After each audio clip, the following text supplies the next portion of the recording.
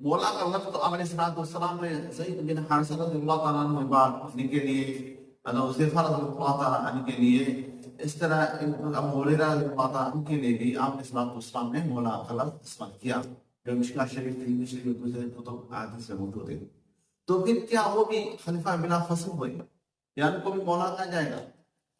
तो मौला की माना है दोस्त, या हम माना लेते हैं, दोस्त की माना लेते हैं। तो दोस्त की ये है, इसकी वजह क्या है?